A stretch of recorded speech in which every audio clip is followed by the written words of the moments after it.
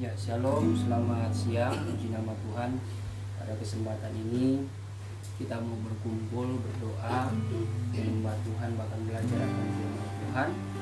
Dan bagi saudara juga atau jemaat yang menyaksikan ibadah ini, tentu kalau menjalankan penyangkalan diri, ya ibadah Gestor ini merupakan doa penutup juga sebagai tutup puasa, sehingga kita sebelum menutup puasa kita menyatu lebih dahulu dengan kebenaran firman Tuhan, sehingga kita dikenyangkan lewat kebenaran. Sebab itu mari kita siapkan hati kita untuk datang kepada Dia. Nanti doa pembukaan oleh hambanya Lucy Lunta. Tapi kita angkat pujian terlebih dahulu yang mengatakan tak terukur kasih. Tak terukur kasih-Mu Yesus, tak mengamati dan berikan diriku. Kau curahkan darah-Mu untuk tebus dosaku tak terukur.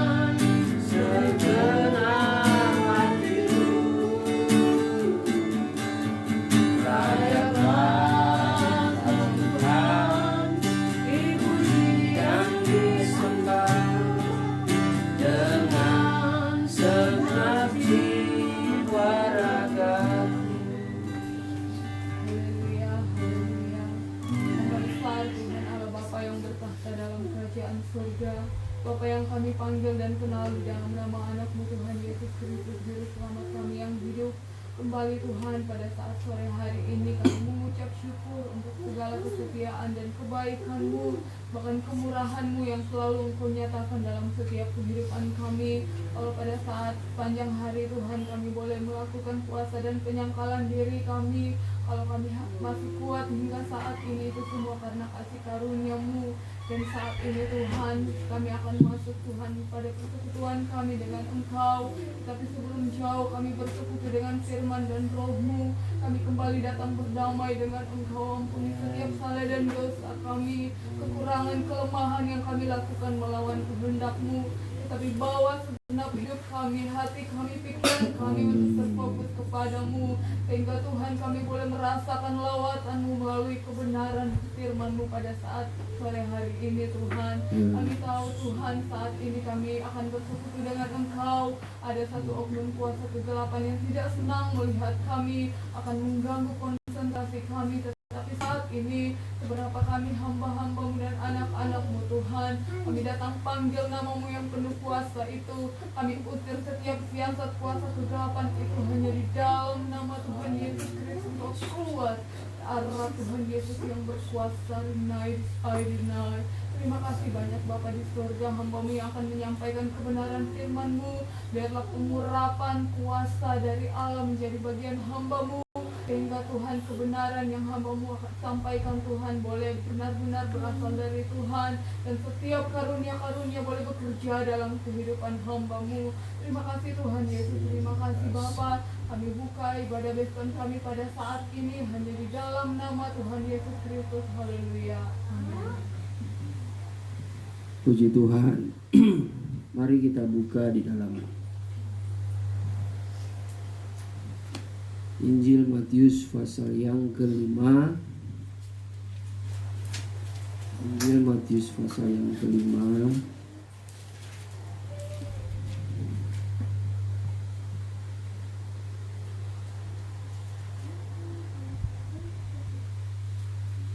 Ayat yang ketiga.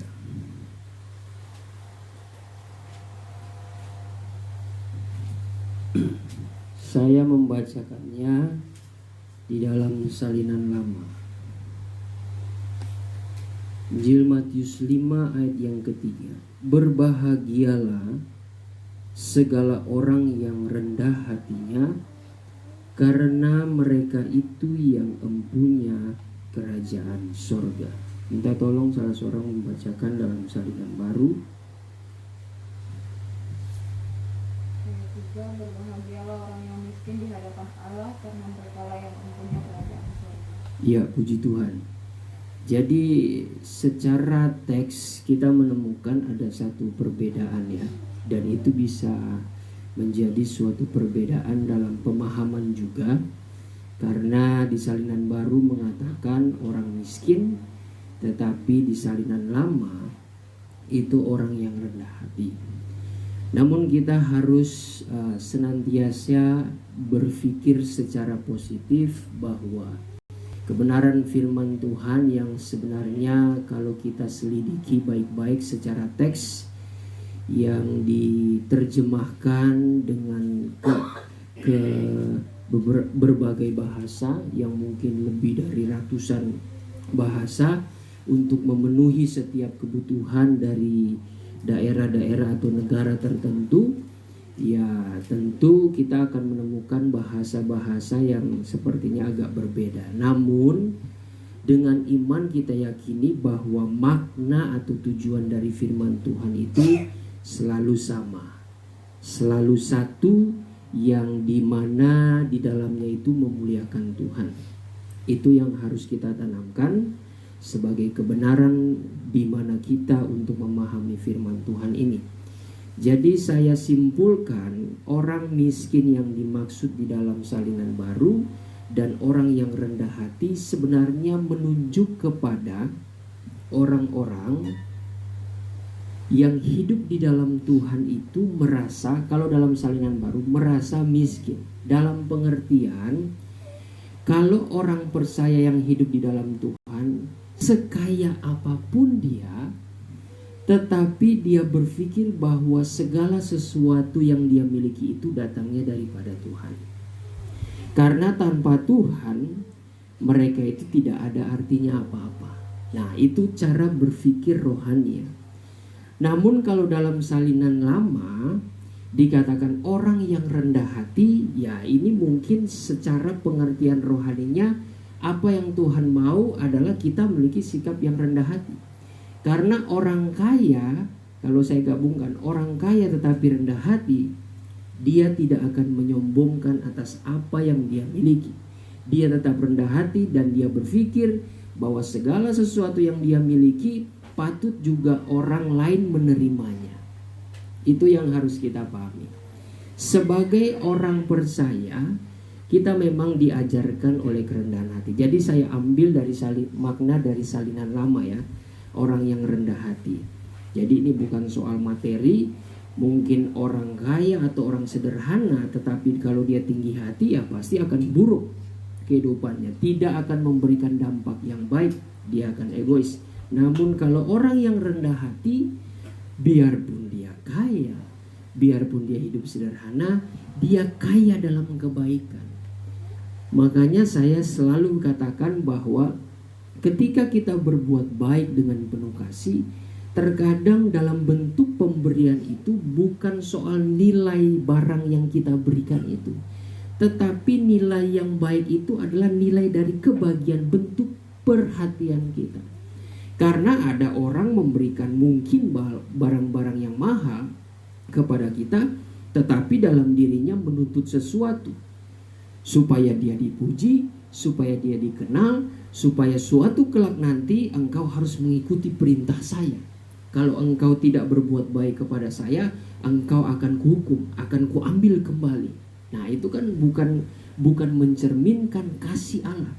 Karena kasih Allah itu gambarannya adalah seperti hujan yang turun dari langit, tidak mungkin dia kembali lagi ke atas, tetapi dia mengairi bumi. Kasih Bapa juga bisa digambarkan seperti sinar matahari yang menyinari makhluk hidup, hewan-hewan, tumbuh-tumbuhan, pohon-pohonan, termasuk kotoran-kotoran, sampah-sampah juga kena sinar matahari. Itulah gambaran kasih Bapa itu selalu ada bagi seluruh umat manusia yang beragam kepercayaan, baik mereka yang tidak mengenal Tuhan maupun yang mengenal Tuhan, baik yang tidak mengenal kebenaran maupun yang mengenal kebenaran, tetapi kasih Tuhan itu tetap adil. Orang yang tidak mengenal Tuhan tetapi dia bekerja keras, keadilan Tuhan ada di dalam diri mereka. Mereka akan mendapatkan apa yang mereka mau. Nah, cuma memang dalam keadilan Tuhan itu ada suatu perintah di mana keadilan yang Tuhan harus sampaikan, harus firmankan itu kepada seluruh umat manusia yang tidak mengenal maupun yang mengenal, supaya mereka menjadi satu di dalam Tuhan dan sama-sama menerima keselamatan. Itu yang harus kita pahami baik-baik. Nah, kalau kita kembali lagi pada konteks ayat ini, kita diajarkan, mengingatkan bahwa hidup di dalam kerendahan hati itu Tuhan katakan adalah orang yang berbahagia. Bahkan bukan sekedar berbahagia, kita adalah pewaris kerajaan sorga. Bahkan dikatakan merekalah yang empunya kerajaan sorga. Jadi siapapun dia, baik saya, baik saudara, kalau memiliki sikap hidup yang rendah hati, itu menentukan keselamatan juga. Menentukan karya-karya mujizat, perbuatan-perbuatan Allah akan limpah di dalam kehidupan kita. Menentukan kita memiliki kehidupan yang tetap kuat di dalam Tuhan sekalipun di tengah-tengah cobaan, di tengah-tengah ujian, di tengah-tengah masalah dan persoalan. Karena kita merasa bahwa segala sesuatu kita sebenarnya tidak berdaya tanpa Tuhan. Kekuatan kita, apa yang kita miliki, itu semua datang daripada Tuhan. Makanya saat kita bertemu atau terbentur dengan persoalan, kita sudah terbiasa dengan prinsip, dengan hidup yang rendah hati, bahwa segala sesuatu itu adalah milik Tuhan. Sehingga dalam persoalan pun kita tetap serahkan kepada Tuhan. Tetapi memang harus butuh kerendahan hati. Nah, saudara, kalau kita mau ambil contoh soal kerendahan hati, di mana kerendahan hati ini akan mengundang berkat Tuhan yang luar biasa. Ada satu kasus, bahkan dua kasus. Coba kita lihat dari kasus atau dari suatu kisah perwira yang bertemu dengan Tuhan Yesus. Di dalam Injil Matius pasal yang ke-8,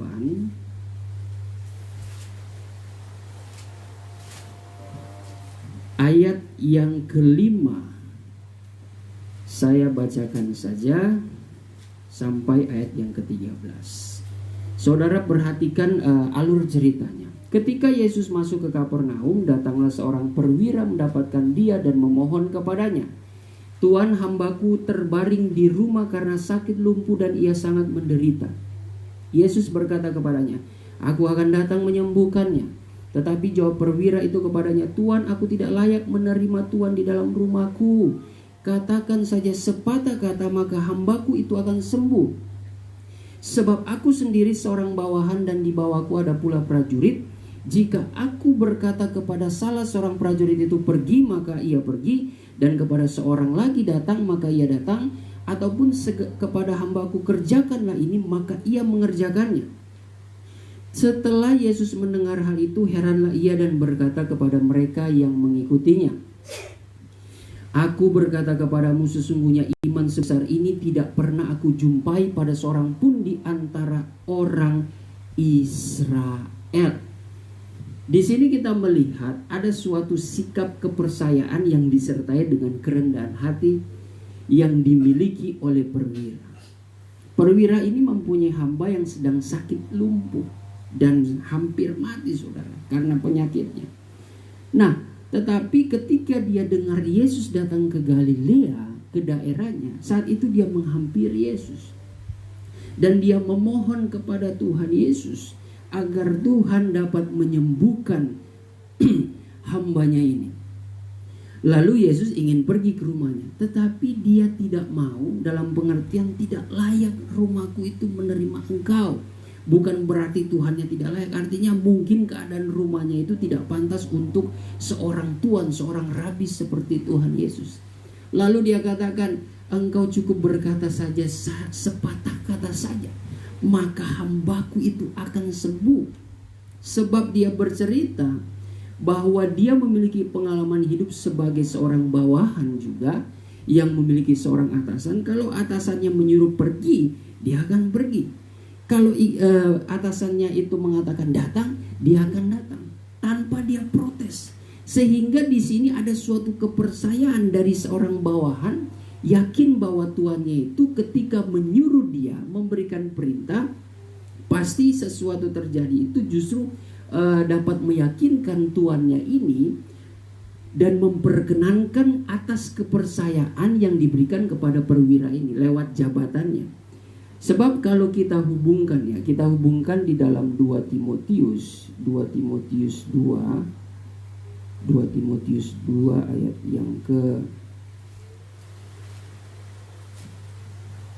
yang ke 3 dan 4. Ikutlah menderita sebagai seorang prajurit yang baik dari Kristus Yesus, seorang prajurit yang sedang berjuang tidak memusingkan dirinya dengan soal-soal penghidupannya, supaya dengan demikian ia berkenan kepada komandannya. Jadi gambaran seorang prajurit di sini, saudara, dia tidak memusingkan akan kehidupannya. Walaupun dia ketika dia menerima perintah, mungkin dikala dia berjuang untuk berperang, pergi berperang sana. Entah apa yang di hadapannya itu sudah ada ranjau, ada peluru-peluru tajam, ada tembakan, ada bom dan sebagainya yang sedang meledak. Bahkan ada orang yang mati. Tapi kalau komandannya suruh memerintahkan dia pergi, dia tanpa protes dia lakukan. Sebab tujuan dia supaya dia diperkenankan oleh komandannya atas jabatannya itu. Oleh karena apa? Oleh karena ketaatan dia, oleh karena penurutnya dia. Nah, orang yang taat itu sulit untuk melakukannya kalau tidak ada kerendahan hati.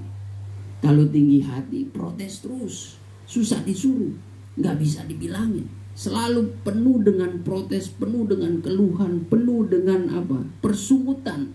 Nah, sekarang bagaimana dengan kehidupan kita? Bisa nggak kita mempunyai sikap rendah hati dan ketaatan yang menimbulkan ketaatan itu ketika Tuhan memberi perintah kepada kita? Kalau Tuhan mengatakan jangan kamu khawatir, aku yang memelihara, aku yang mempedulikan engkau. Suatu perintah supaya kita jangan khawatir. Tetapi kita kadang masih suka khawatir. Tuhan katakan jangan engkau takut. Tuhan katakan diberkatilah orang yang mengandalkan Tuhan. Tuhan katakan senantiasalah bersukacita. Tuhan katakan jangan padamkan roh. Tuhan katakan setialah kamu. Bisa nggak kita mempunyai mental sikap seperti prajurit ini, yang percaya cukup sekali saja? Karena kalau kita melihat perkataan Raja Daud mengatakan ketika Allah berfirman, 2 hal yang ku dengar. 1 kali Allah berfirman, 2 hal yang aku dengar. Ini artinya ketika Allah berfirman, dua hal yang dia dengar. Pertama, dia mendapatkan kekuatan. Kedua, dia mendapatkan Allah yang bekerja lewat mujizat. Allah bertindak. Jadi perkataannya menghibur. Lalu yang kedua itu bagaimana dia akan mendengar, Allah akan bertindak. Nah, itu yang menjadi prinsip kehidupan kita, saudara. Cukup satu kali saja. Terkadang kita puji Tuhan di zaman sekarang, zaman karismatik aliran Pentakosta, mengakui adanya suara Tuhan. Bukan cuma satu kali. Tetapi sudah berkali-kali tiap minggu kita mendapatkan suara nubuatan, suara Tuhan. Bahkan lewat firman Tuhan juga mengatakan suara Tuhan. Selalu kembali diingatkan.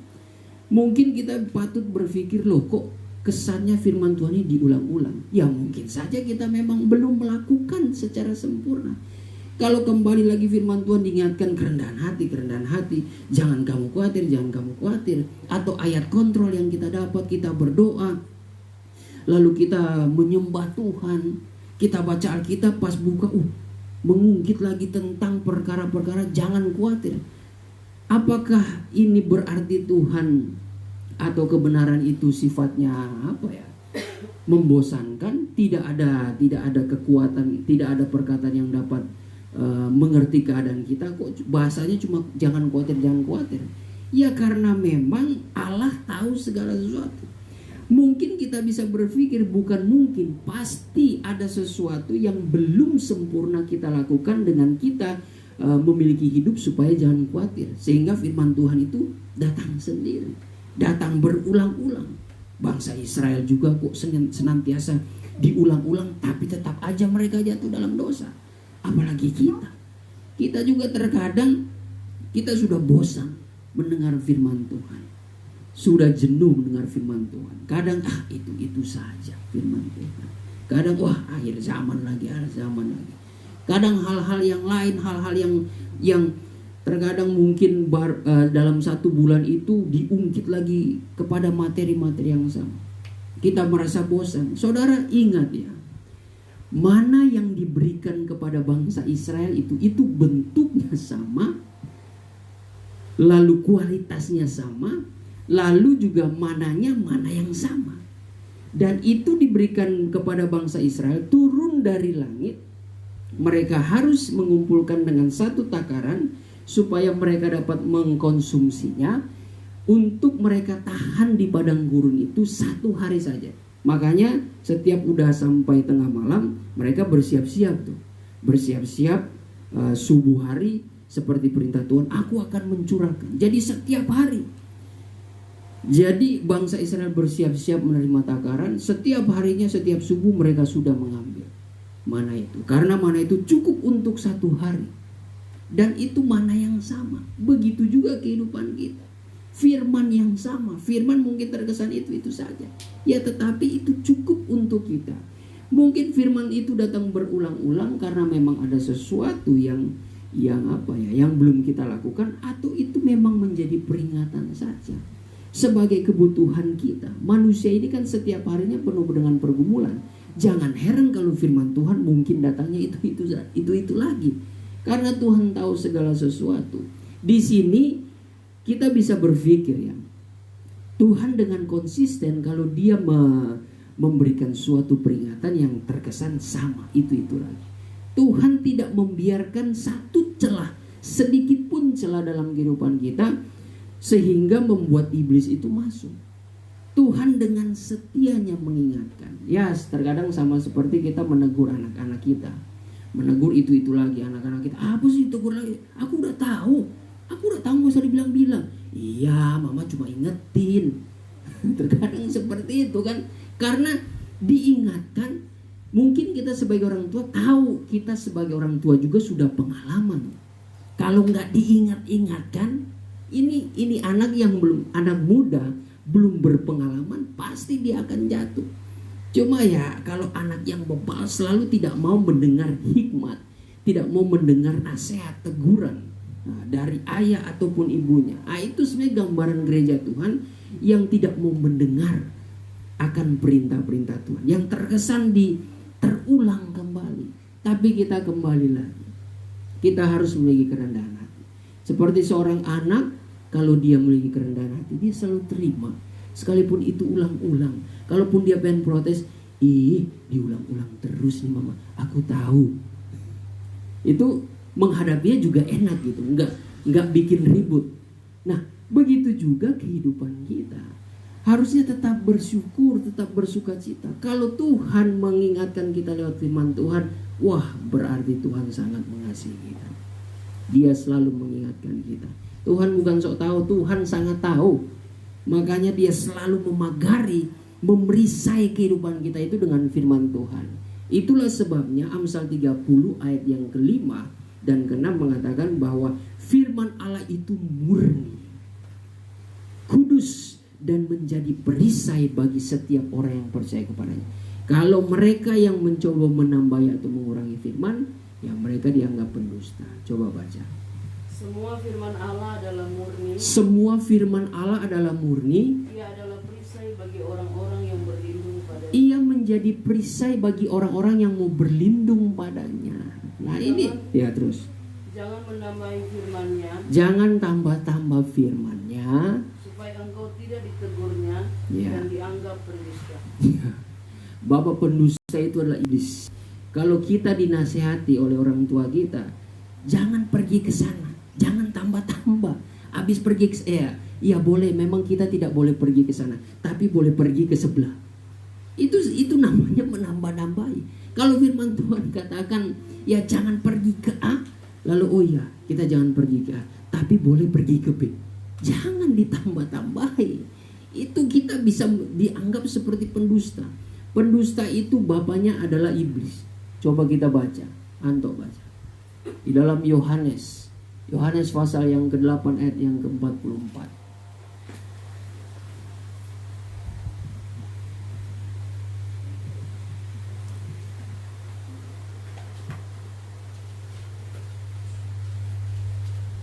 Dapat toh?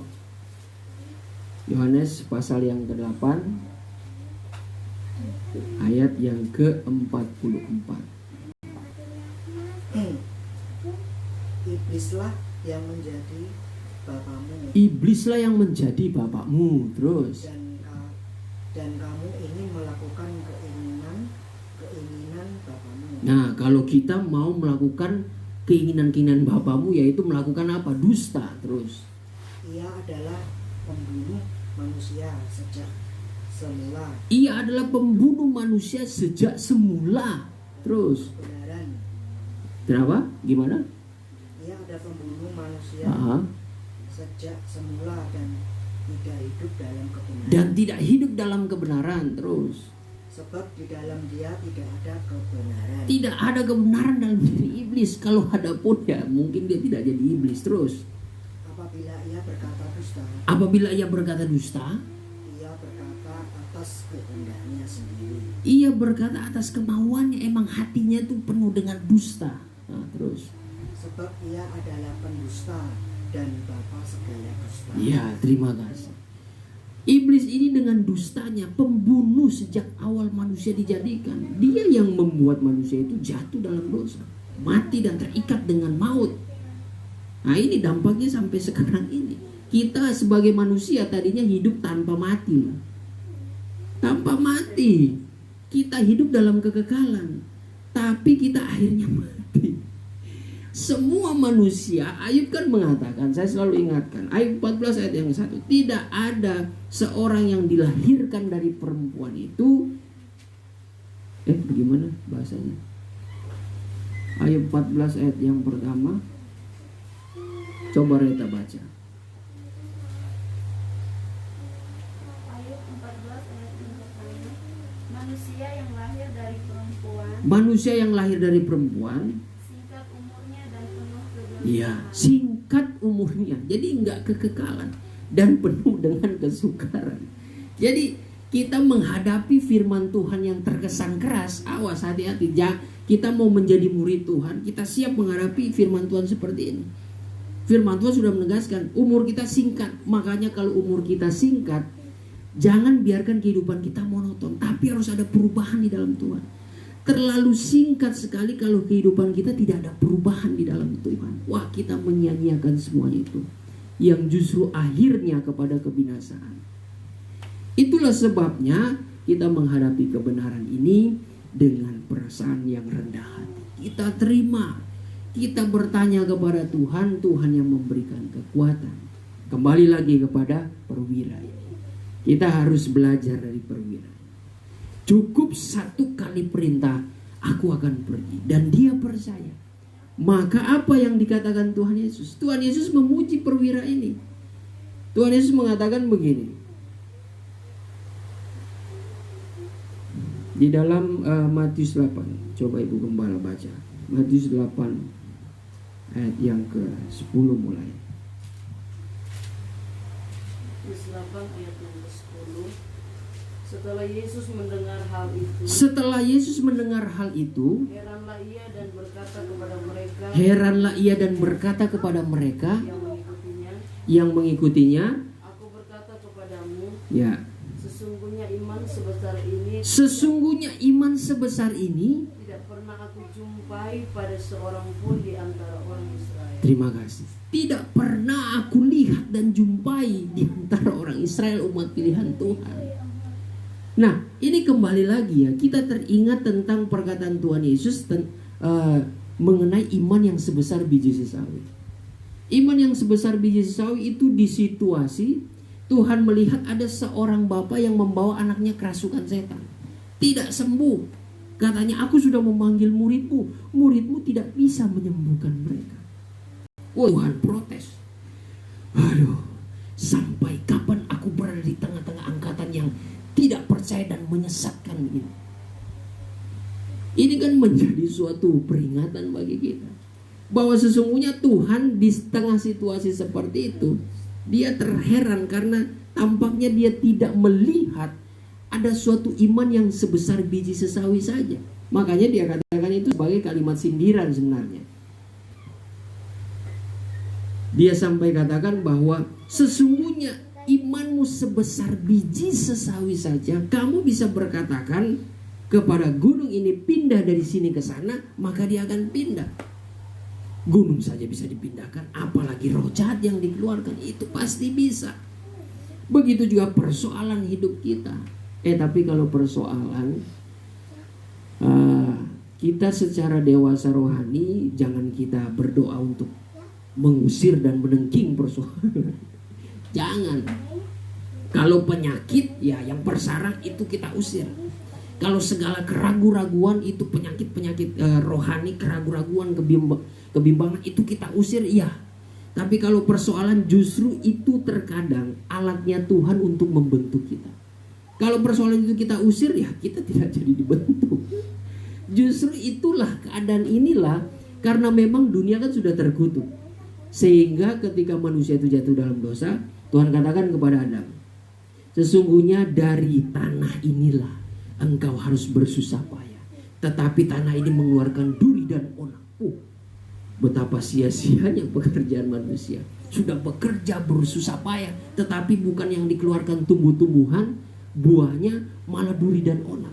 Artinya ini menggambarkan ya perjuangan umat manusia.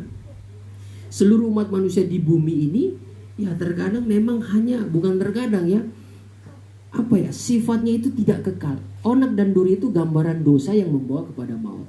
Dalam pengertian ini mengenai kebutuhan jasmani yang dicari oleh manusia, mencari nafkah, itu sama saja.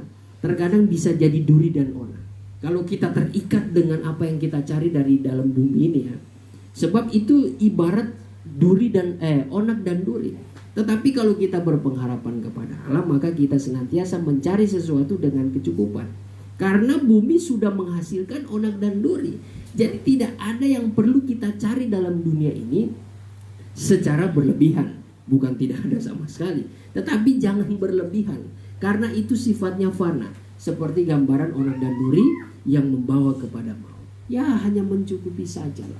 Tapi yang kita cari adalah harta kekayaan di sorga.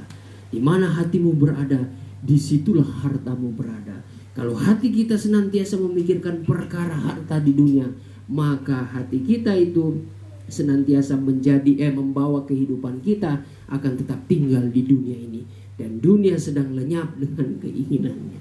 Tetapi orang yang tinggal di dalam firman Tuhan, ia akan hidup kekal. Itulah yang dimaksudkan Daud. Biarlah ku taruh janjimu, biarlah ku taruh firmanmu di dalam hatiku. Itu yang menjadi harta yang tidak mungkin dapat pencuri masuk mengambilnya. Dan tidak mungkin ngengat dan karat itu merusakkannya. Tidak mungkin kalau saudara menyimpan harta dengan mengamalkan kebaikan. Nah, saudara mengumpulkan harta di sorga itu. Menabur kasih, menabur kebaikan, menolong orang. Saudara itu sedang menyimpan kekayaan harta di sorga. Ya, hati-hati, sekalipun memang ada juga pencuri. Pencuri harta itu, yaitu iblis. Iblis memang suka mencuri damai sejahtera. Nah, tetapi kalau kita hidup dalam Tuhan, minta Tuhan memagari bahwa sesungguhnya memang kita harus senantiasa tetap kuat di dalam Tuhan. Firman Tuhan itu sebagai perisai, sehingga menjaga kehidupan kita untuk selalu melakukan hal-hal yang baik.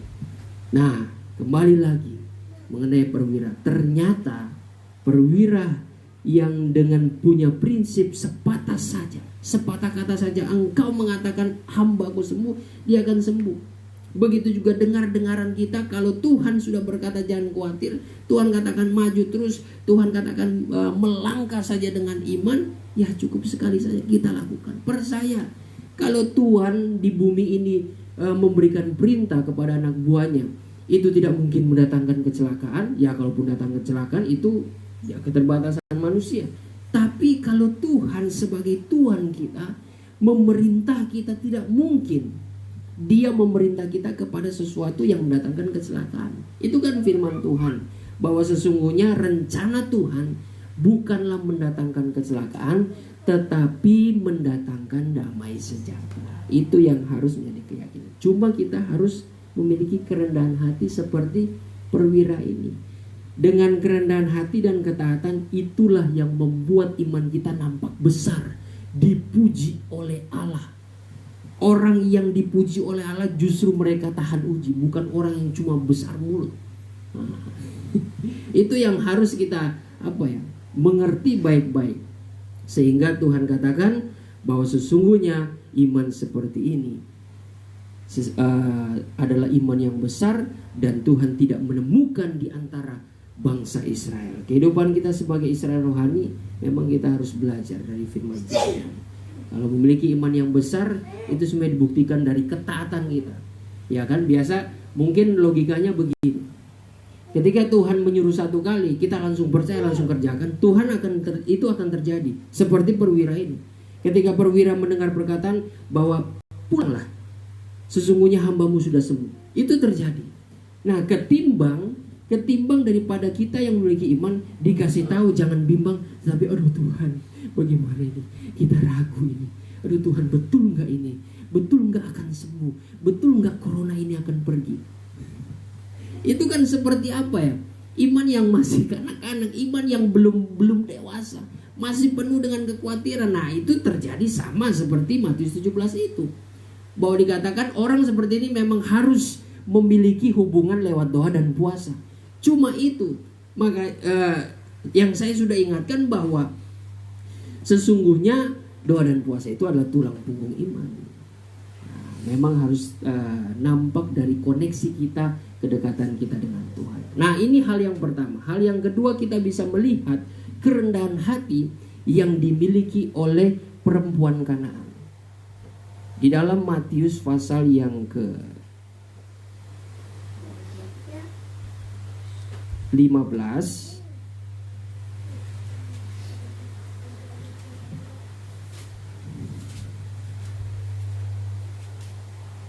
ayat yang ke-22 saya bacakan ya. Matius 15 ayat yang ke-22 sampai seterusnya. Maka datanglah seorang perempuan Kanaan dari daerah itu dan berseru, kasihanilah aku ya Tuhan, anak Daud, karena anakku perempuan kerasukan setan dan sangat menderita. Tetapi Yesus sama sekali tidak menjawabnya. Lalu murid-muridnya datang dan meminta kepadanya, suruhlah ia pergi, ia mengikuti kita dengan berteriak-teriak. Jawab Yesus, aku diutus hanya kepada domba-domba yang hilang dari umat Israel. Tetapi perempuan itu mendekat dan menyembah dia sambil berkata, Tuhan tolonglah. Dia tetap bergegas meminta tolong, datang kepada Tuhan, bersujud menyembah. Tetapi Yesus menjawab, tidak patut mengambil roti yang disediakan bagi anak-anak dan melemparkannya kepada anjing. Kata perempuan itu, benar Tuhan, namun anjing itu makan remah-remah yang jatuh dari meja tuannya. Maka Yesus menjawab dan berkata kepadanya, hai ibu, besar imanmu, maka jadilah kepadamu seperti yang kau kehendaki. Dan seketika itu juga anaknya sembuh. Kita mendapat satu pujian lagi yang sama, iman yang besar. Mungkin kita bisa pahami iman yang besar ini sebesar biji sesawi ya. Kalau kita kaitkan dengan Matius 17. Kita perhatikan perempuan Kanan ini. Dia merendahkan diri supaya anaknya disembuhkan, supaya mujizat Allah itu dinyatakan. Bayangkan, sempat Tuhan menguji loh, bahwa dia datang hanya diutus kepada domba-domba yang hilang, yaitu bangsa Israel. Ya, memang budaya Yahudi dulu mereka mempunyai sudut pandang yang merendahkan orang-orang non-Yahudi. Ya, seperti perempuan Kanan ini, orang Samaria. Mereka anggap enteng. Orang-orang ini adalah orang-orang kafir, saudara. Sehingga ada istilah ya seperti ini ya, dikatakan Tuhan sempat menyindir. Tidak pantas roti yang kuberikan kepada anak-anak itu dilemparkan kepada anjing. Itu tajam sekali, saudara. Itu betul-betul ibarat kata seperti suatu penghinaan. Tapi kita lihat respon perempuan itu. Dia tetap berkata, ya Tuhan, tapi anjing itu memakan. Dia tetap menyadari bahwa dirinya itu seperti anjing yang diperkataan Tuhan Yesus. Nah, ini yang Tuhan suka. Tuhan di sini bukan karena dia sinis, bukan karena dia sombong. Dia menguji. Dia menguji dengan perkataan-perkataan ini. Tapi tampaknya Tuhan terheran melihat kerendahan hati ini. Nah, inilah yang menjadi suatu pelajaran bagi kita. Terkadang kita kalau mau melihat mujizat, mau melihat karya Tuhan, berkat Tuhan turun di hadapan kita, kita memang harus merendahkan diri. Ya, kalau kita meminta sesuatu kepada Tuhan, kalau kita mau memohon kepada Tuhan, jangan langsung minta dulu. Meminta menuntut segala sesuatu apa yang kita kehendaki. Kita sudah belajar dari Yakobus 3 atau 4 itu. Jangan-jangan kehendak permohonan kita itu penuh dengan hawa nafsu. Tetapi rendahkanlah hidup kita terlebih dahulu. Berdamai dulu kepada Tuhan, itu yang terutama. Bahwa kita ini adalah orang-orang yang sebenarnya dosa, membutuhkan belas kasihan Tuhan. Nah, kalau kita perhatikan ya, sesungguhnya orang yang rendah hati itu akan mendapatkan belas kasihan. Kita baca di dalam Mazmur 149 ayat yang keempat. Mazmur 149 ayat yang keempat.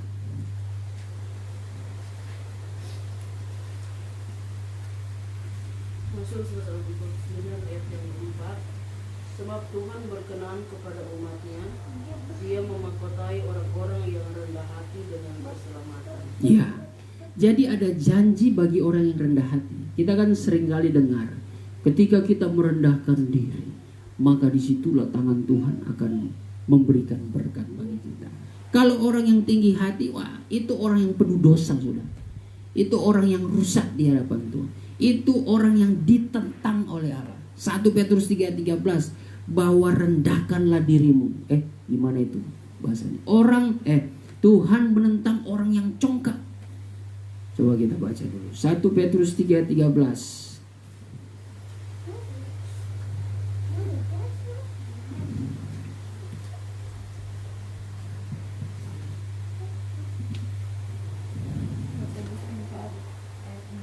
Satu Petrus 3 ayat 13.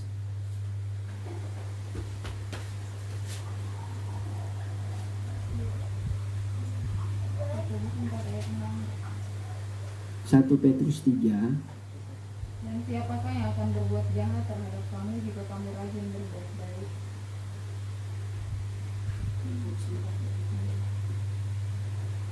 Oh sorry, bukan 1 Petrus 3.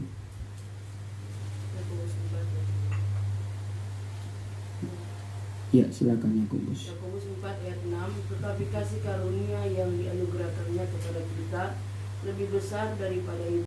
Karena itu ia katakan, Allah menentang orang yang congkak, tetapi mengasihani orang yang rendah hati.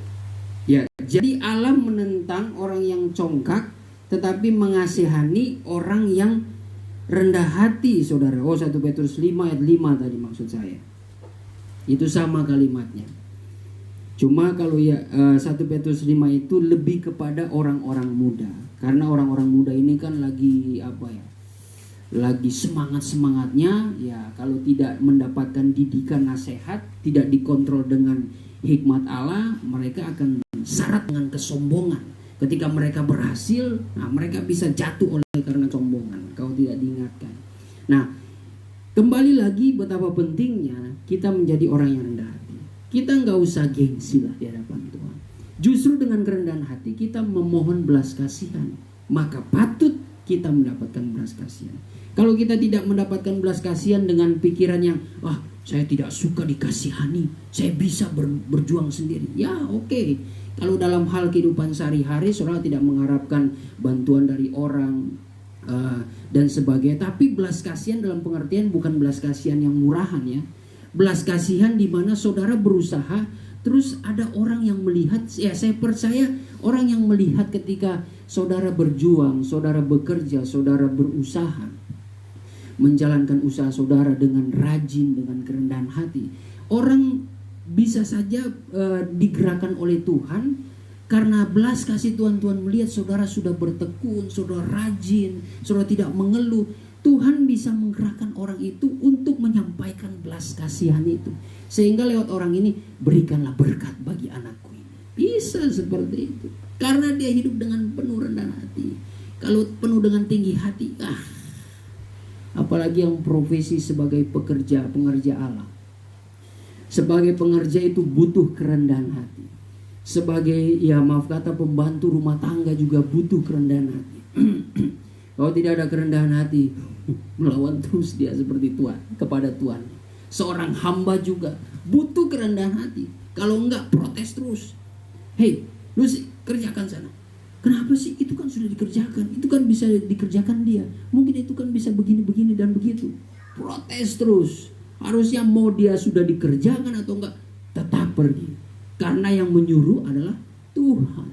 Itu sebagai hamba. Ya begitu juga semua di berbagai bidang, bahkan dalam hal kepemimpinan juga. Ternyata Tuhan mengajarkan adanya kerendahan hati. Tuhan katakan barang siapa yang terbesar hendaklah ia melayani. Hendaklah ia yang terendah melayani. Makanya ketika Tuhan Yesus mengatakan itu, dia langsung mengambil kain dan dan air di dalam bejana, lalu dia membasuh kaki murid-muridnya. Seharusnya tidak pantas dia guru membasuh kaki murid. Tapi dia sambil berkata, barang siapa yang menjadi terbesar, barang siapa yang menjadi pemimpin, hendaklah ia melayani, merendahkan diri. Itu baru merupakan suatu prinsip yang benar, yaitu memiliki kerendahan hati. Nah, terlebih di dalam hal kita menjaga kekudusan hidup. Menjaga kekudusan hidup ini sesungguhnya kalau kita mau datang kepada Tuhan butuh kerendahan hati. Kalau saudara tidak ada pengakuan dosa, tidak ada rasa bersalah, saudara itu masih hidup di dalam kesombongan.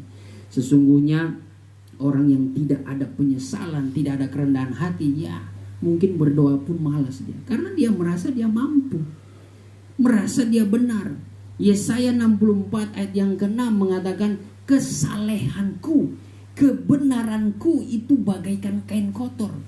Jikalau standar manusia salehnya saja itu masih kotor di hadapan Tuhan, gimana orang yang gak saleh? Hinanya minta ampun. Makanya kita diingatkan supaya kita senantiasa hidup dalam kerendahan hati. Di sini Yesaya bukan berarti menganggap Tuhan sepertinya tidak ada pengampunan, tidak. Ini hanya perkataan merendahkan diri saja. Perkataan merendahkan diri supaya Tuhan itu memberikan berkat-berkat bagi kita. Nah, kembali lagi kepada perempuan Kanaan. Contohilah perempuan Kanaan. Perempuan Kanaan walaupun tidak berhak roti yang diberikan kepada anak-anak lalu dilemparkan kepada anjing. Ya Tuhan. Tetapi anjing itu memakan remah-remahnya. Ini suatu gambaran, suatu dorongan bagi kita yang menguatkan dari ayat di dalam Injil Matius 5 ayat yang ke-6 yang mengatakan, berbahagialah mereka yang lapar dan haus akan kebenaran, sebab akan dikenyangkan. Jadi suatu peristiwa dari perempuan ini, karena dia tahu ketika dia melihat kebenaran dalam Yesus Kristus, dia tahu dia akan dikenyangkan, dipuaskan dengan perkara mujizat yang diperkatakan oleh firman Tuhan. Kebenaran yang diperkatakan Yesus dapat menyembuhkan apa yang menjadi persoalan dia, sehingga walaupun sudah diusir, sudah dikata-katai, dia tetap datang. Tidak mengapa engkau mengata-ngatai saya, yang penting saya percaya bahwa engkau dapat menyembuhkan anakku.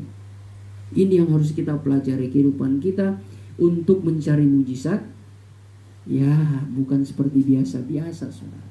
Mencari mujizat butuh kerendahan hati. Itu baru mujizat yang berkualitas, saya yakin dan percaya. Karena itu akan mendatangkan kepada pertobatan. Mujizat tanpa pertobatan itu percuma. Itulah sebabnya ya berbeda di mata Tuhan. Ada orang-orang yang mencari mujizat, kuasanya dia, tetapi orang-orang seperti ini tidak dipercayakan oleh Yesus untuk dekat dengan Tuhan, untuk bersekutu dengan Tuhan. Bedakan dengan murid-muridnya. Kalau murid-muridnya kemanapun Yesus berada, di situ ada murid-murid. Tapi kalau yang pengikut-pengikutnya ini cuma ada ketika Yesus berbuat mujizat. Nah, ini kehidupan orang Kristen sudah menjadi hal yang fenomena di zaman sekarang. Membutuhkan mujizat. Wah, apalagi teori kemakmuran. Mujizat yang mendatangkan berkat 100 kali lipat. 60 kali lipat. 30 kali lipat. Ya, itu betul. Tapi kalau saudara hanya mengejar tentang roti dan air secara jasmani, saudara itu namanya merasa lapar akan kepentingan perut saja. Tapi yang dimaksud rasa lapar dan haus adalah kebenaran yang mendatangkan kekekalan. Itu yang betul, itu iman yang benar. Makanya ya kita harus membatasi diri. Sehingga di akhir zaman ini banyak mujizat-mujizat palsu, yang dimana bisa melimpahkan secara perkara jasmani, tetapi semakin mengikat kehidupan saudara supaya saudara lebih terikat, lebih menyukai akan perkara duniawi. Saat itulah ketika engkau terikat dengan keinginan perkara duniawi, 1 Yohanes 2 yang ke-15 sesungguhnya mengatakan tidak ada kasih Bapa di dalamnya. Coba sebagai ayat terakhir saja.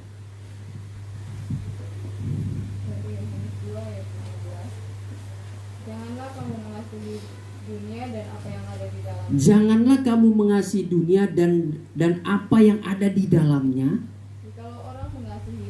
Kalau orang yang mengasihi dunia dan apa yang ada di dalamnya, maka kasih akan Bapa tidak ada dalam orang. Terima kasih. Maka kasih akan Bapa tidak ada pada orang itu, sekalipun dia orang Kristen, sekalipun dia penuh roh. Tapi kalau mencintai dunia, yang namanya cinta itu adalah sesuatu perasaan semangat, perasaan yang mengikat, perasaan yang membara, perasaan yang penuh gairah. Kalau sudah mengasihi, sementara kita sebagai orang percaya, kasihlah Tuhan Allahmu dengan segenap hatimu, dengan segenap jiwamu, dengan segenap akal budimu, dengan segenap kekuatanmu. Jadi Tuhan tidak mau setengah-setengah. Tuhan meminta kehidupan kita dengan segenap hati, bukan setengah, segenap hati. Itu kan jadi ayat hafalan si Grace kan kemarin. Nah, kalau dari sejak kecil sudah mengerti, luar biasa, bahwa diajarkan untuk mencintai, mengasihi Tuhan. Soal perkara dunia sudah, gak usah khawatir. Di dalam Tuhan, Tuhan mencukupi. Awas, jangan suka salah pola pikir ya. Di dalam Tuhan, engkau akan hidup berkelimpahan. Nah, ini teori kemakmuran lagi. Jangan selalu berpikir kelimpahan itu kelimpahan secara jasmani. Itu namanya sudah terikat dengan keinginan duniawi. Sementara saudara cinta akan segala keinginannya, barang-barang, perkara dunia, saudara sudah tidak suka dengan perkara yang di atas. Karena membosankan, baca kita membosankan. Terus apalagi? Berdoa membosankan. Lebih baik kerja. Apalagi prinsip para usahawan kan. Prinsip orang-orang elit, time is money. Lalu Tuhannya yang mana? Kalau waktu adalah uang, lalu Tuhan waktunya mana? Waktu Tuhan mana? Nah itu pola pikir yang terkesan, mendatangkan kesuksesan, kemakmuran, tetapi membinasakan engkau. Tidak ada kasih. Saat engkau berkata, saat saudara mempunyai prinsip seperti itu, hati-hati. Saya tidak mau mengatakan surah binasa. Saya hanya mengingatkan, hati-hati. Tidak ada prinsip dunia di dalam kehidupan orang percaya. Kalau saudara punya prinsip engkau mengasihi Tuhan, sudah pasti apapun usaha kerja keras saudara di dalam dunia ini, Tuhan pasti akan buka jalan. Yang penting saudara tidak terfokus kepada hal-hal dunia. Jangan sampai terikat. Karena suatu saat mungkin awal-awalnya saudara ditolong Tuhan. Ketika Tuhan sudah membuka jalan, sudah mulai berhasil, dunia inilah lewat pekerjaan ini akan pelan-pelan mengikat. Yang tadinya saudara bisa beribadah hari Jumat, hari Minggu, karena kerjaan udah mulai nih. Wah, Tuhan mohon maaf Tuhan, saya harus mengerjakan ini, saya ada usaha ini, saya mungkin ada pesanan ini. Bisa. Akhirnya mulai. Doa yang tadinya rutin 1 hari 7 kali, jadi tinggal 1 kali. Bisa seperti itu. Yang lebih parah akhirnya hari Minggu juga tidak ada kesempatan berdoa. Karena apa? Dicari-cari, mana ini Reta? Oh, lagi ada pekerjaan Tuhan. Maaf tadi saya lagi sibuk. Wah, celaka ini. Lama-lama dunia dengan pekerjaannya yang terkesan memang mencari nafkah untuk kebutuhan juga kita. Aku kan mau mencari kebutuhan loh. Kalau kita berprotes ngomong gitu ke Tuhan, emangnya Tuhan nggak bisa pelihara kamu? Kalau Tuhan mau bicara begitu, aku yang memberkati kamu. Tidak mengapa. Ayat paling terakhir saja. 1 Samuel 2. 1 Samuel 2 ayat yang ke 1 Samuel 2 ayat yang ketiga ya. 1 Samuel 2 ayat yang ketiga. Oh, ayat yang ke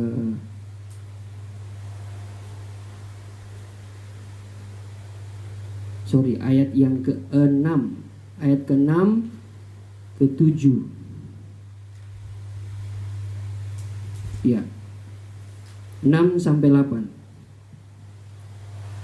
Silakan baca. Tuhan mematikan dan menghidupkan.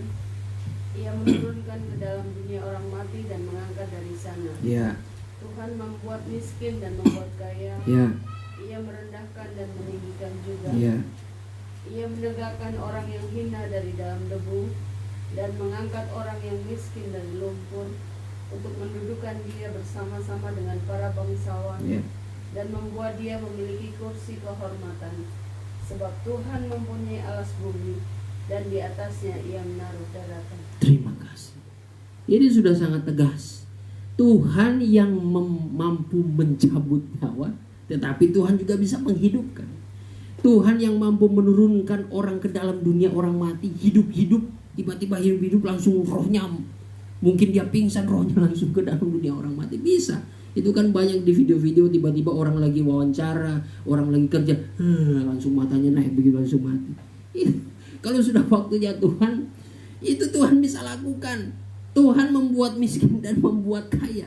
Ia merendahkan dan meninggikan. Jadi jangan sombong lah. Kekayaan yang kita cari dalam dunia itu Tuhan bisa habiskan. Tetapi kalau kesalehan kekayaan, wah jadilah seperti Ayub. Lihat, Ayub sadar dia kaya. 7.000 unta. Kalau tidak salah, ribuan unta, ribuan domba, lembu, kambing.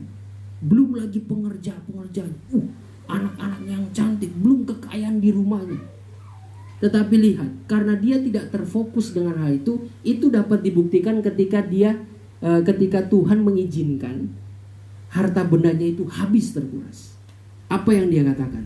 Dia tidak mengeluh, Tuhan, kekayaan saya ini bagaimana saya mau hidup loh. Seolah-olah kehidupan kita bergantung dari harta dunia. Tapi apa yang Ayub katakan? Dengan telanjang aku lahir ke dunia ini, dengan telanjang juga aku kembali ke dalamnya. Terpujilah nama Tuhan. Tuhan yang memberi, Tuhan yang mengambil. Kalau saudara terikat dengan dunia, di akhir hidup saudara, mungkin saudara di ICU, saudara masih memikirkan kekayaan. Nanti tapi kekayaan ini siapa lagi yang teruskan? Siapa yang pegang? Bagaimana ini perusahaanku? Bukannya pikir makin dekat dengan Tuhan sudah ICU, tetapi malah pikir-pikir barang-barang fana. Sampai akhir pun saudara bisa binasa saat itu. Makanya di sini kita harus latih kehidupan kita. Hidup di dalam kerendahan hati mendatangkan suatu kebahagiaan. Karena kita dikatakan yang empunya kerajaan sorga. Kalau kekayaan sorga kita sudah miliki, sesungguhnya segala kekayaan dunia, kerajaan dan kemegahannya yang ditawarkan iblis kepada Yesus, itu juga ditawarkan kepada kita pengikut-pengikut Kristus, kita tidak akan terpengaruh. Tuhan katakan bahwa sesungguhnya ketika iblis menawarkan kerajaan, iblis meminta, asal engkau sujud di kakiku, aku akan memberikan kerajaan dunia ini. Tapi Tuhan tidak mau. Jadilah, teladanilah Kristus. Kita jangan sampai tunduk dan menyembah kepada kekayaan sorga. Karena kekayaan sorga itu kekayaan dari dunia itu fana. Kan iblis itu pendusta. Dia memang bisa memberikan, tetapi tidak membawa kepada kekekalan. Jangan sampai kita menyembah di kaki setan oleh karena kekayaan. Nah, sehingga justru kita mengalami kebinasaan. Tetaplah rendah hati. Nah, karena dengan rendah hati ini justru kita senantiasa memiliki atau yang mempunyai kerajaan sorga senantiasa merasakan seperti miskin. Barang siapa berbahagialah mereka yang miskin, sebab mereka yang mempunyai kerajaan sorga. Sekali lagi saya tekankan, ini miskin bukan secara status orang ya, tetapi miskin maksudnya perasaan yang sebenarnya di dalam dunia ini sekalipun dia melimpah, tapi itu bukan punya dia. Itu seperti yang dirasakan oleh Ayub. Dia punya segalanya, tapi dia tetap hidup rendah hati. Dia yakin semua itu datang daripada Tuhan. Makanya dia sampai mengatakan, Tuhan yang memberi, Tuhan yang mengambil. Itulah yang menjadi prinsip iman kita. Tetaplah rendah hati, supaya kita menjadi orang-orang penghuni sorga dan kita menikmati kekayaan sorga. Puji Tuhan, kiranya Tuhan Yesus memberkati. Kita akan berdoa dan menyembah Tuhan. Haleluya, haleluya. Kami boleh diberkati Tuhan pada saat hari ini dengan firman-Mu, mengingatkan kami untuk hidup di dalam kerendahan hati Bapa. Ampuni kami jikalau kami selama ini mengasihi dunia ini, tetapi ajarlah kami terus Tuhan, bahwa segala sesuatu kehidupan kami harus nantiasa mengasihi Engkau dengan segenap hati kami, segenap akal budi kami, dengan segenap kekuatan kami, dengan segenap jiwa kami, sehingga kami boleh memperoleh keselamatan itu. Dan kami percaya Engkau yang mematikan, Engkau yang menghidupkan, Engkau yang membuat kami menjadi miskin, Engkau dapat membuat kami menjadi kaya, Engkau dapat mengangkat kehidupan kami, namun Engkau juga bisa merendahkan kami. Tetapi kunci dari semua itu bagaimana kami memiliki kehidupan yang rendah hati di hadapan-Mu. Kami merasa miskin Tuhan di hadapan-Mu, sebab segala sesuatu yang kami miliki itu semua datang daripada-Mu Tuhan. Terima kasih atas anugerah-Mu yang besar. Setelah kami mendengar firman-Mu, rindulah hati kami untuk Tuhan menyembah Engkau dalam roh dan kebenaran. Kuduskan layakan kami Tuhan. Segala bentuk kuasa kegelapan yang mengganggu jalannya penyembahan kami hancurkan demi nama Tuhan Yesus Kristus. Setan iblis Engkau pergi keluar. Darah Tuhan Yesus yang berkuasa rebidis adalah warai. Terima kasih Tuhan. Bangkitkanlah penyerahan kami, kesungguh-sungguhan kami. Kami percaya di dalam penyembahan ada suatu kekayaan sorga lewat lawatan mujizat-Mu. Kami mau seperti perempuan Kanan yang selalu memohon Tuhan datang kepada Engkau, sehingga kami boleh melihat Engkau bertindak sesuatu dalam kehidupan kami. Ketika kami menghadapi suatu persoalan Tuhan, penghiburan kami hanyalah oleh Roh Kudus di dalam suatu penyembahan kami. Terima kasih Tuhan di dalam nama Tuhan Yesus Kristus. Haleluya. Mari kita siapkan posisi kita. Oh, sungai dari air penuhkanku,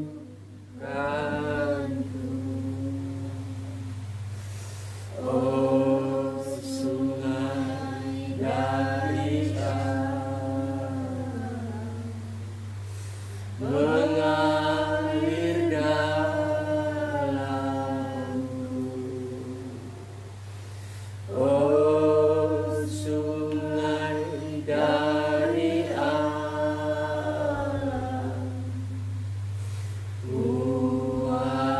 puaskanku, oh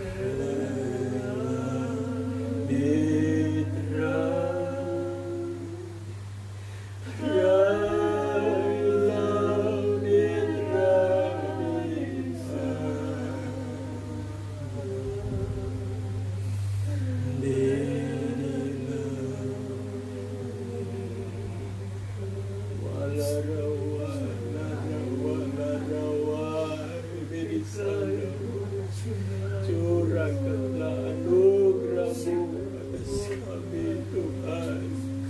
Birisik adalah wala rawa ini binisai ini adalah wala rawa binis ada wala rawa ini binisai adalah wala rawa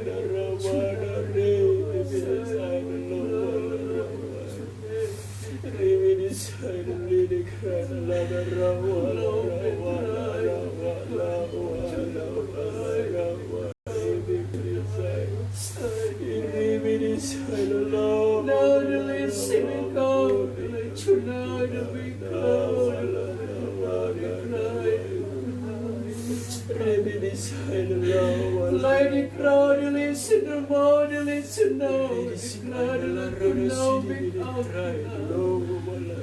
Akulah Alif dan yang ada dan yang sudah sedia ada.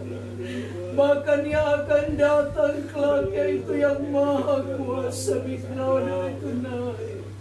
Hai hamba-hambaku dan anak-anakku, sejahtera dan berbahagialah kamu karena aku ada di tengah-tengah kamu. Bikrai.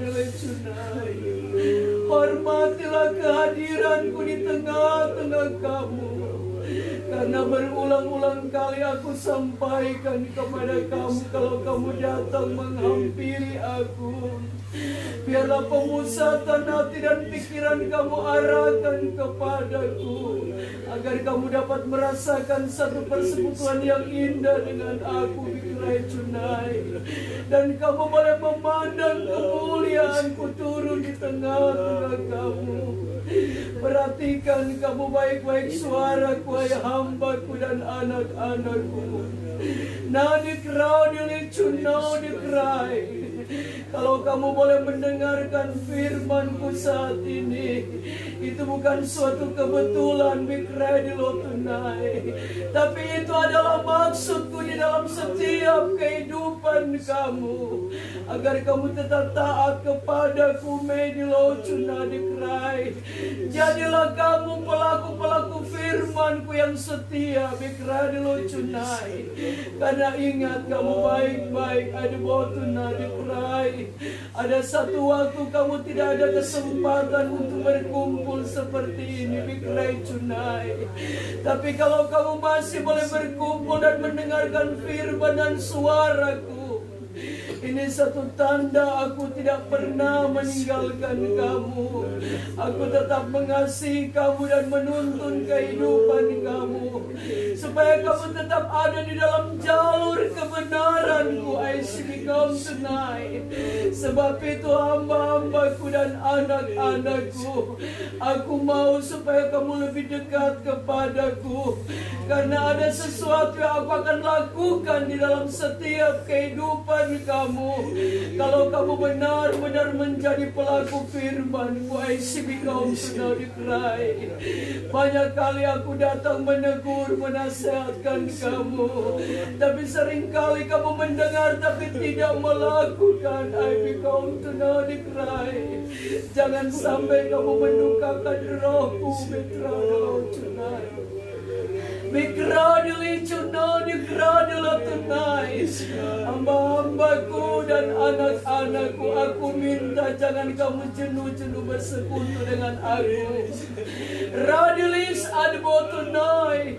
Tetapi kamu tetap rajinkan diri kamu untuk selalu mendekatkan diri kepadaku. Karena di dalam aku ada perlindungan, ada pertolongan, radila tonight.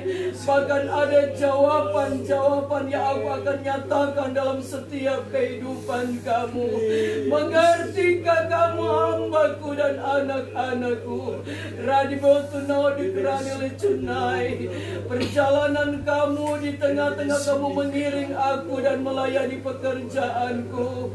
Radilis aduno dikrai akan tetap diamat-amati oleh aku sendiri. Bekrai cunadelau.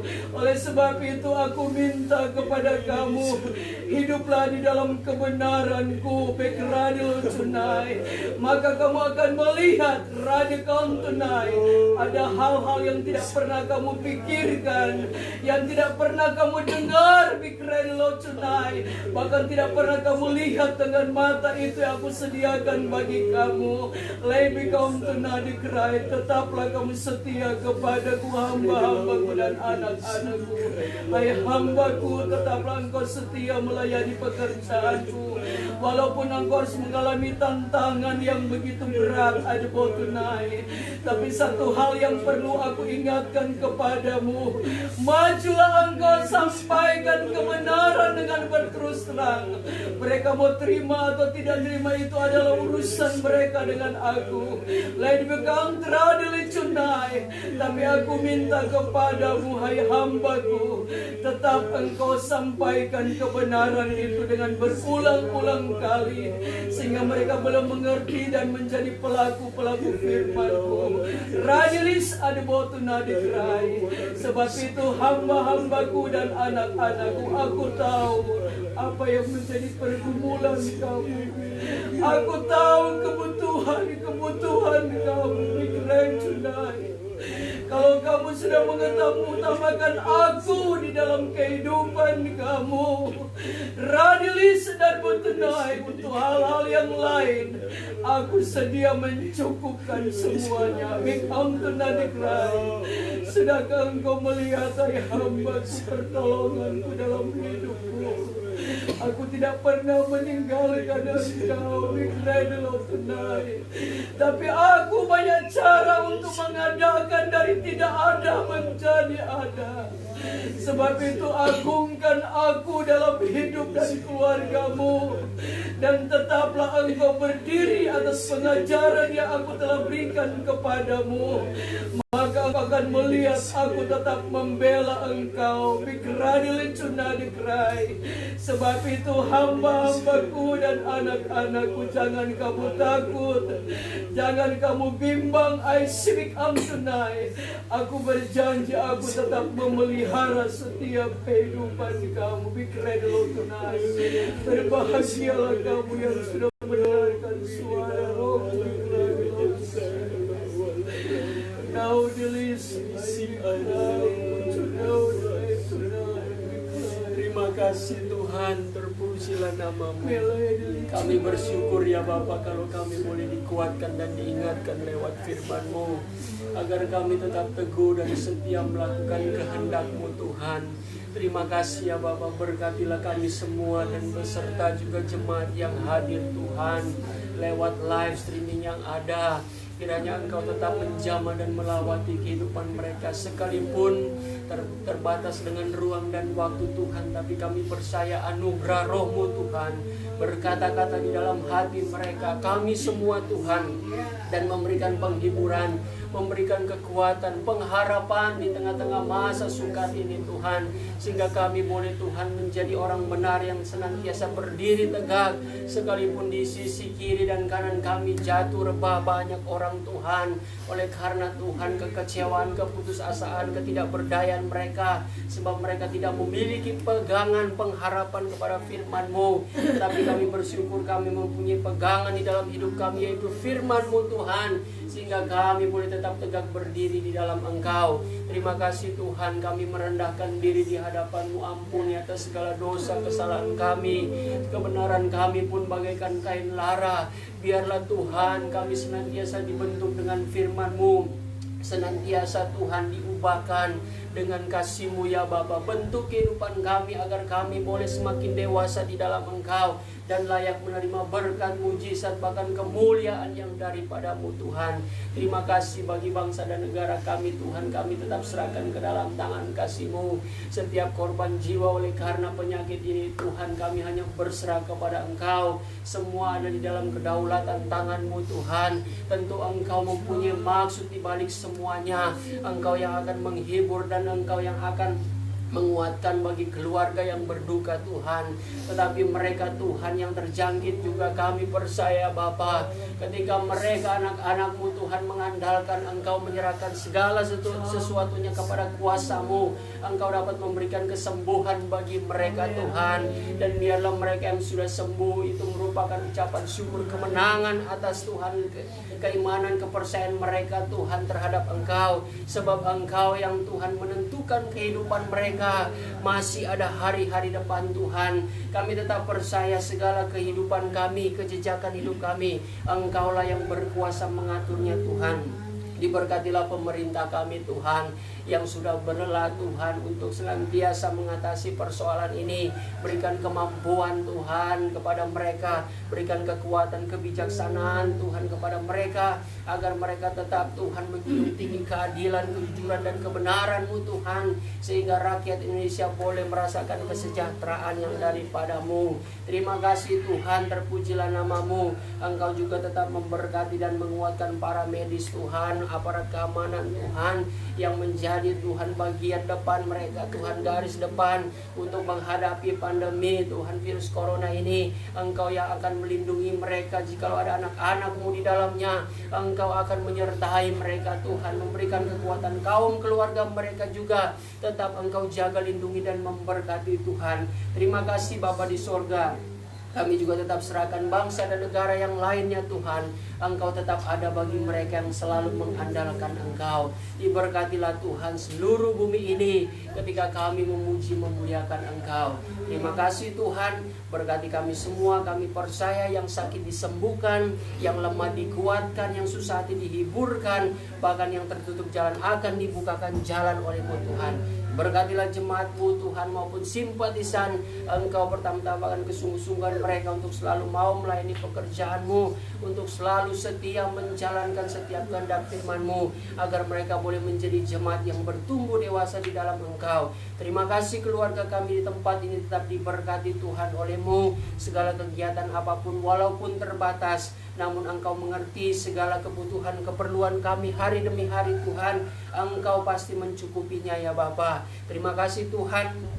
Inilah yang menjadi doa dan permohonan kami. Sekaligus kami menutup puasa kami dengan penuh ucapan syukur dan penuh dengan kemenangan. Di dalam nama Tuhan Yesus Kristus kami sudah berdoa. Saudara dan saudariku yang dikasihi Tuhan, adalah anugerah yang daripada Allah Bapa di sorga, oleh cinta dan kasih sayang anaknya yang tunggal, yaitu Tuhan Yesus Kristus, dalam persekutuan Allah Roh Kudus yang memberikan penghiburan, pengharapan yang baru, sukacita sorga dan kekuatan yang baru.